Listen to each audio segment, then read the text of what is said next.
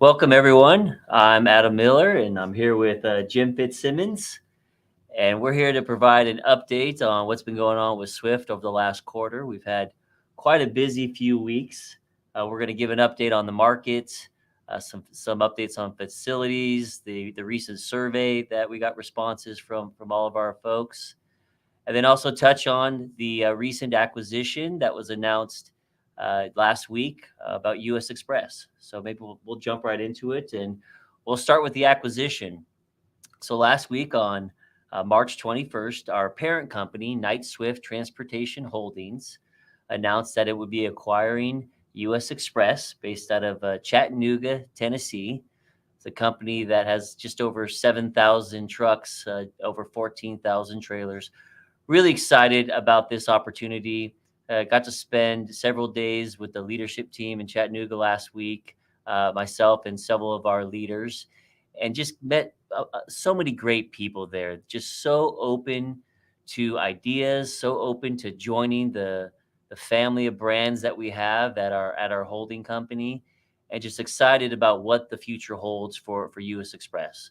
Now, we won't own the company officially for probably about three months from now. There's a process that we have to go through, but we're still kind of working together in the meantime to define what the business could look like in the future. And we've got a lot of questions from the U.S. Xpress team as well as our Swift team about what this means for each other. And so I just thought I'd lay out just the strategy of how we approach acquisition. It's not dissimilar from how we manage our unique brands within our family of companies.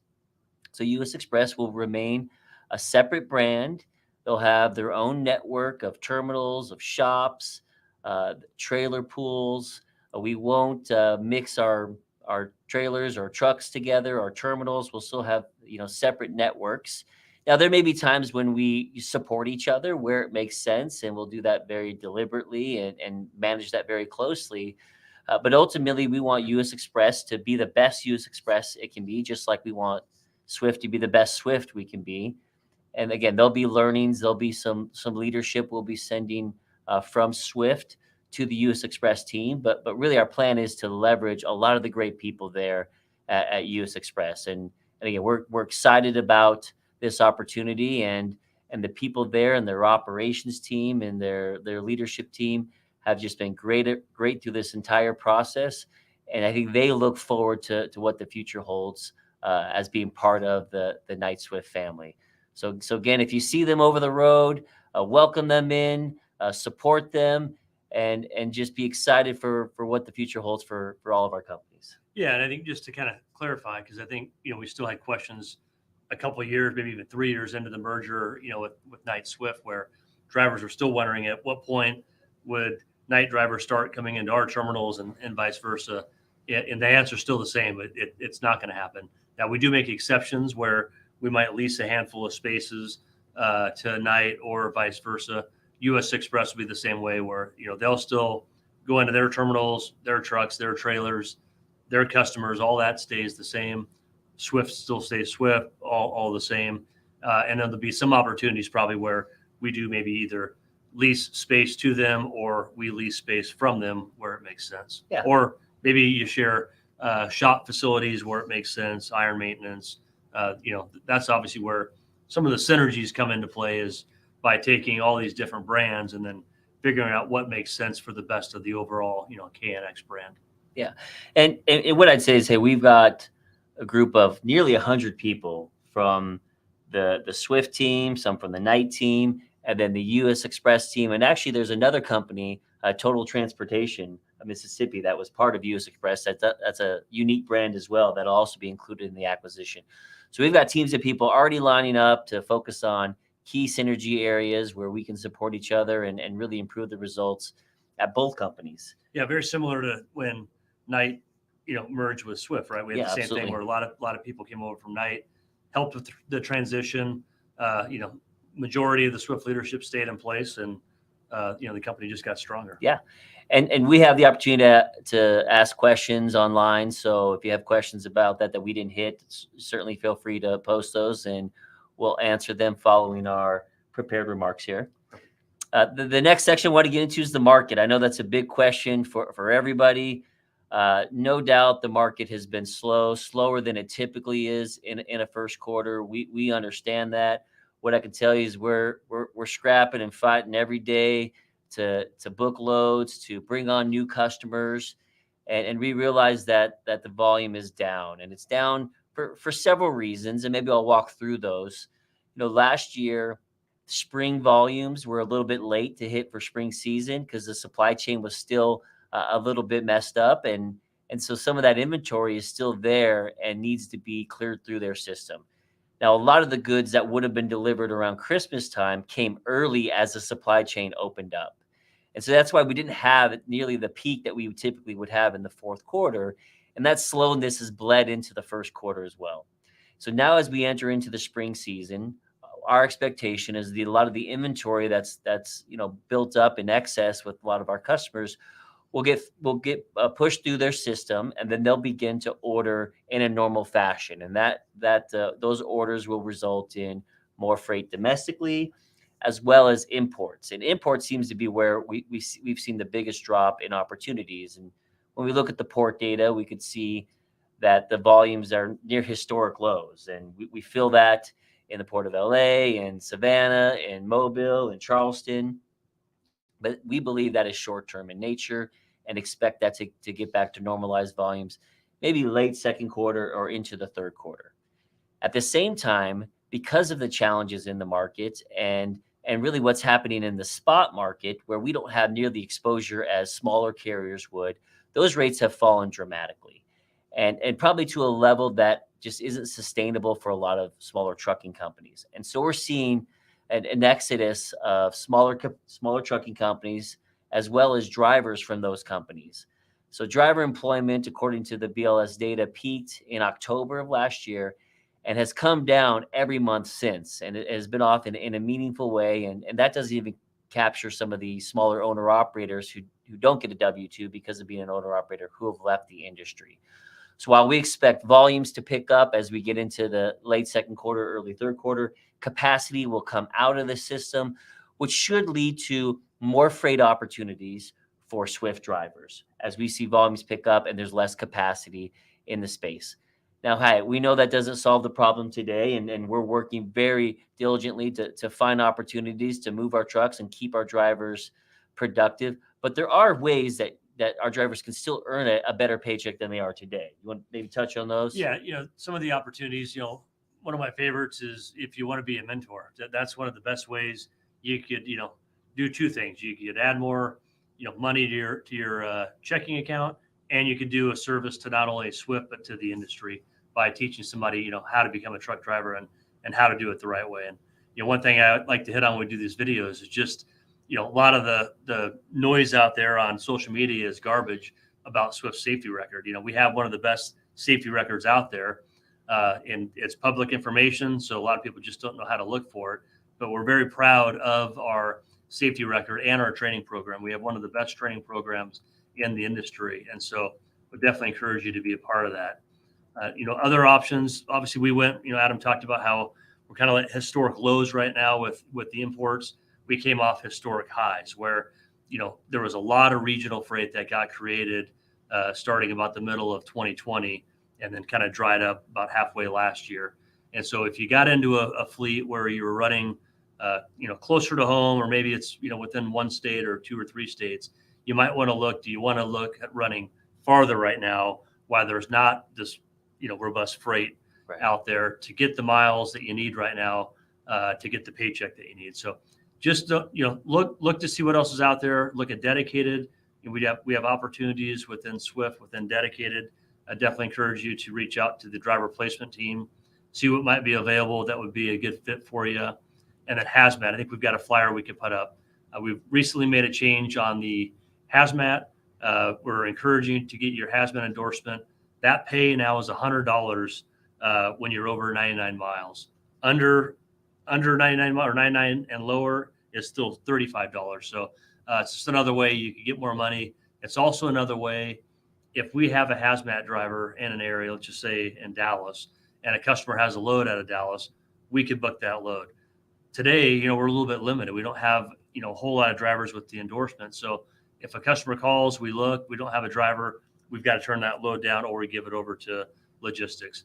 Ideally, we'd love to have it, a Swift driver with Hazmat, and we book that load and get that driver rolling. Yeah, I think we're asking just for additional flexibility from our drivers because we don't have as much freight to select from as we did before. And again, the Hazmat opens us up to additional markets where today we turn down freight because we don't have, drivers that have that endorsement. So that opens up an opportunity for both Swift and our drivers. Yeah, and the other thing I touch on in regards to just freight in the environment we're in right now is when we're in this type of dogfight environment, service is critical. And we see it all the time where customers are looking for a reason, to go to a cheaper carrier. And service is the number one reason that gives the customer a reason to make a change. And you can't argue with it when it happens. So I would definitely encourage everyone. Our service has been very, very good, but it's critical. And the key to that is if there's, for some reason, you get sick, you run into weather, whatever it might be, breakdown, if you're going to be late, you got to notify us because there's nothing more that ticks the customer off than is when we don't tell them and they're calling us to find out where our truck's at. And now we're scrambling trying to figure out what happened. Yeah, that premium service allows us to charge a fair rate and pass that along to our drivers. So if we're not servicing the customer, we're not going to have those type of opportunities. All right, I'll hit on facilities. Sure. And so, as you probably are all aware, we've been spending a lot of money the last several years remodeling our facilities, a lot of beautiful facilities, and we're not done. We still have numerous facilities that are either in the phase of being remodeled now or on the books or a refresh. In addition to that, we're also starting to refresh some of our fuel islands. And I know when you did your ride along last year, you joked about the fuel pump was probably older than you were. Right. Yeah. And so I know there's definitely needs some TLC on some of our fuel islands. Part of that we're looking at is adding vacuums on the fuel islands. So that way, as you're coming through to get fuel, you could, clean your truck out. So you'll see more and more improvement there.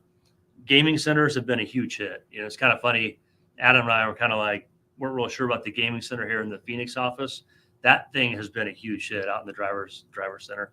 And so we've realized there's a need for that and drivers are asking for that. So we're now looking at, what terminals can we put those into, where it makes sense, where we have the space. So you'll see more of those. Yeah, I didn't realize how many drivers are able to connect with home just through playing video games. I remember a few of them telling us, hey, I can talk to my son for an hour or two playing the game with them. If I'm on just a phone with them, I get maybe 30 seconds of his attention. So, we see how valuable that can be. And so, we were both surprised by that, and we're willing to invest in other areas because our drivers have valued that as an amenity for them. Yeah. And so keep in mind, a lot of the changes we make come from feedback. And so the best way to give us that feedback, we have obviously numerous ways of doing it. Voice Your Choice is a great one. But the survey we send out, so we just sent that out, maybe a month or so ago. We've got 3,500 responses back. And so it's taken some time, but we're going through that. We don't want to miss anything. We try to group that, but we're really seeing some good patterns on where you guys voice feedback. We look at it and then we make change. And so a great example is trailer availability was always, in the top three, where you can't find an empty trailer. That's not even anywhere near top three. Right. So I think we've done a very good job of continuing to buy more and more trailers and not sell the ones we had. Now, maybe sometimes we have too many trailers. I know, it's the first time we've ever heard we got too many trailers Right. in Southern Cal, right? I know, yeah. So definitely a first. So part of that just with the freight being low, the customers don't want the trailers on their yard. We're having to pull them, to our terminals, and it's kind of congesting our yards a bit. But we'll continue to work through the feedback, push that back to the appropriate areas, appropriate terminals, shop, whatever department it might be. But please know we love that feedback, and that's what helps drive a lot of change. One thing I did see on there, and it's not a news story, is the Zonar navigation was on the top of that list. And I'll let you maybe touch on that, Adam. Yeah, and we've known that's been an issue and been working and partnering with Zonar to fix some of the issues, but also looking at alternatives and testing some of those alternatives if we're not able to make the improvements on the Zonar tablet. So I can tell you have our commitment that we're going to get you a high quality product that allows you to manage your drive time and as well as navigation. And we're close to either making the progress on Zonar or finding an alternative for our drivers. Right. And I would add, now that we looked at the surveys, trailer availability isn't on there, but trailer condition is. It's not at the top, but it's certainly an issue. And I think Jim may have alluded to it. Like we're looking at maybe disposing of some of our older trailers as we bring some newer trailers in. So refreshing the trailer fleet, maybe not adding to it, but making it younger, so you're more likely to get a trailer that doesn't have a defect or an issue when you're trying to hook to it. Yep. So again, these survey responses are important. We take them seriously. We do use them to drive where we focus and shift our strategy.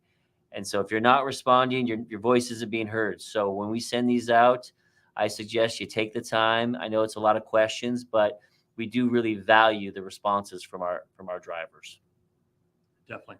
All right, we'll get into some of the questions here. There's several questions around U.S. Xpress, but those came in before, like right when you first started talking. So I think hopefully everyone realizes when we buy these other companies, it doesn't have a major impact on Swift. It's still a separate company, and that's the intention, is to keep those completely separate. Somebody here asked, will we ever acquire a flatbed company?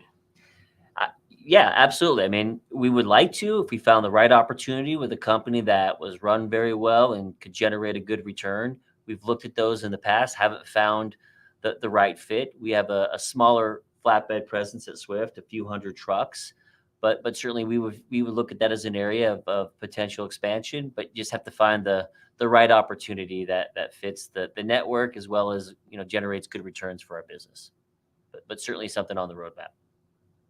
And then here's a question, probably in regards to power only. Why do we see other companies hauling our trailers? Do you want to hit that? Yeah, I'll hit that. So typically what that usually is, now occasionally it could be somebody hauling our trailer unauthorized that we don't know about, because that does happen from time to time. Most of the time you see that it's power only. And what that is our logistics division, where they book their own freight. In good times, we give freight to them. In bad times, they give freight to us. So like right now, we're getting freight from our logistics division to help keep our drivers moving.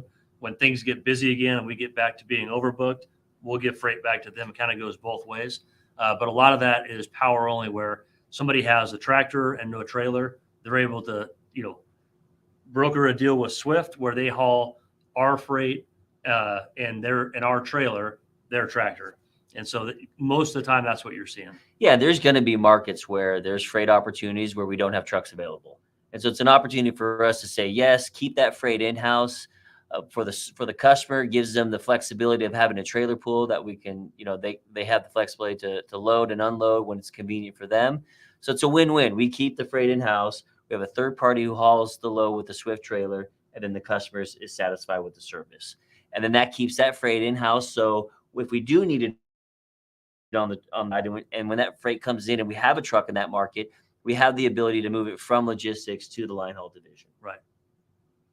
Here's a question I've asked you before. Will we ever get tankers in the company? Probably not. That's an area where we don't have a lot of expertise, and I'd never say never. It's probably not a high priority for us when I think of M&A, but if we found the right company and it made sense, we would look at that. But again, it's probably a low likelihood given what some other opportunities are out there in the market. Right. When will you evaluate how owners are compensated, being that insurance rates have increased as well as overhead cost? I mean, we're always looking at the compensation for owners, for our company drivers, our office employees. I mean, we want to make sure the compensation is fair. Typically we're able to do more when rates are improving. And so we're not in a market today where rates are improving. In fact, rates are going down, both on the contractual side as well as in the spot market. There's been a lot of pressure in this market.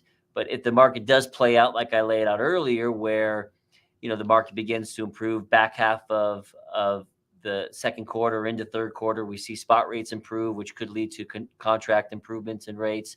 Then that's the opportunity for us to address pay for company drivers as well as for owner operators. Today, we're kind of holding pat right now, given the difficulties in the market. Here's one. I'll take this one because I just made a push on this no more than 6 months ago. But have you thought about APUs on the trucks? Not only is it a fuel savings, but it's a valuable resource to the drivers. So the problem with APUs, and I was hoping, because now the technology has got better where they have the electric APUs, and I was hoping the electric APU would change the math, but unfortunately the math still doesn't work. The return on investment is just not there, where the fuel savings isn't near enough to cover the cost of that APU. And so unfortunately, unless you're an owner operator or a company that's going to keep your truck for numerous years, way more than we keep our trucks, the math doesn't work on an APU. Well, even if you keep your truck for, call it 6-7 years, the APU has a lifespan of probably about 3 or 4 years. So, and hey, there's maintenance that goes up, they go down. So there's just been a reliability issue, but really it's been more of a cost headwind to make that investment. And hey, we've been looking at it for years, hoping it would change. And Right. hey, I was working with Jim 6 months ago to do the math and just couldn't get it to pencil. Right. When will Flatbed division get new trucks? Probably encourage you to talk to Chris Strown or whoever your leader would be with whatever terminal you're running out of. But we definitely get new trucks within Flatbed. Depending what fleet you're running, if it's a stacked fleet, it could be different. But even those we are refreshing the entire fleet. So yeah, it's usually a 4 to 5 year cycle Yeah. for Flatbed, similar to what we do on the line haul and dedicated divisions.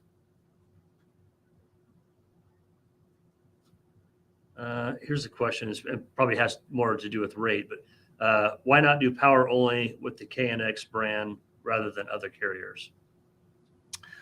Well, if we're doing it with the KNX brand, I mean, that would really just be your normal freight you're hauling in the line haul division, right? And what I would say is when we have a load in a market and we have a truck that's sitting, the load goes to the truck, right? Generally speaking. I mean, that's how we work it, and we have great relationships between our logistics business and our asset business. They're communicating daily, hourly in some cases in certain markets, especially in a market like this.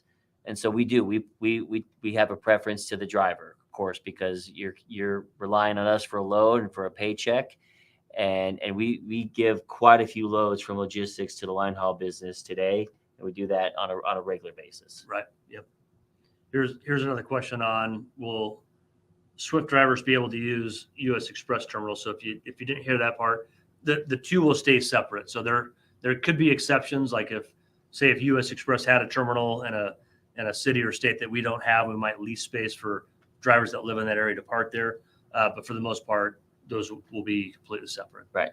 Yeah. I mean, again, if it made sense, could control it. It was very deliberate, but it won't be a free for all where any U.S. Xpress truck can pick up a Swift trailer or just come in and out of any yard at Swift, and vice versa with Swift into U.S. Xpress. And trust me, Swift would be on the losing end of that deal if we open that up to just right. Well, it just creates a lot of confusion, chaos, a lot of chaos between the different brands, and so we would avoid that. Anything else?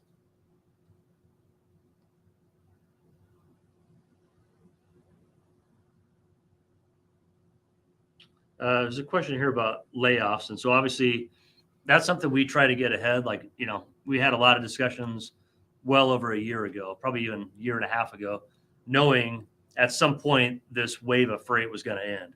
And I remember Adam talking about it, like, we've got to get to the point where we start tightening up now before we get to that point, so that we don't have to have this, cliff event where companies go through and have to lay off hundreds or thousands of employees, which you've seen here recently. And so we've done a very good job managing our headcount. We're going to continue to do that. Not saying that it's not a possibility that it couldn't happen someday if say if we went into a massive recession or something massively changed that we're not seeing right now. But our plan is not to get there, right? So our plan is to manage it appropriately now, so we don't have these big cliff events, like Swift had 6, 7, 8 years ago, which those are painful. Yeah, I mean, we're always trying to manage the business 6 to 12 months out, right? And trying to predict what's going to happen and position us to be successful in really any type of environment. Today, we're in the endure environment, which, hey, it's tough out there. We're trying to manage the business through this, knowing that we will eventually be thriving again. It just takes time to get there. So just want everyone to bear with us, our drivers, our owner operators, our office employees, our mechanics. We know it's a challenge, but hey, we've got a great company, and we we perform extremely well in this industry. We're looked at as a leader, as we should be in this space. And we're here for the long haul. We've got a great balance sheet, very, very strong financially. And hey, we're here to kind of weather any type of environment and expect to be successful coming out of this. Yep. We got a few more minutes here. We'll get a couple more. I was never able to get an overview of the new per diem system. Will there be a revision to the new per diem system? I'm not really familiar with that. I'm not sure if you are or not. But it can get technical. So maybe I would ask you to call the payroll department and they can walk you through how that works rather than trying to go through that on this call. Okay. And then question here about the owner op load board, kind of where is it at? Yeah, we're testing it with several owner operators, so we're making good progress on it, and we're trying to work out any of the kinks before we continue to scale that up. But certainly a priority for us to build that out for our owners.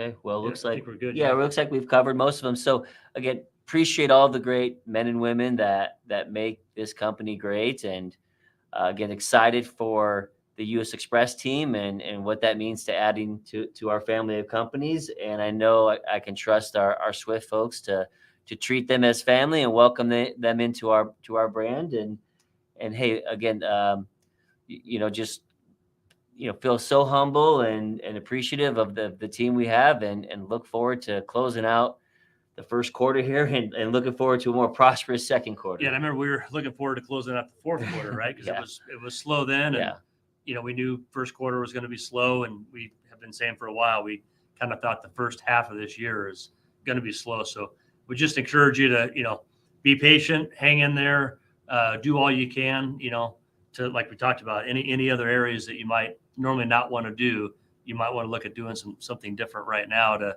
wait till the freight comes back. But trust me, it'll come back. We go through these, even when there's not a recession, we have freight recessions, right? And so this always happens where you have this huge wave of freight followed by a crash, followed by another wave. So it's not a matter of if, it's a matter of when. Yeah, absolutely. Yeah. Well said. Thank you for all you do out there. Thanks.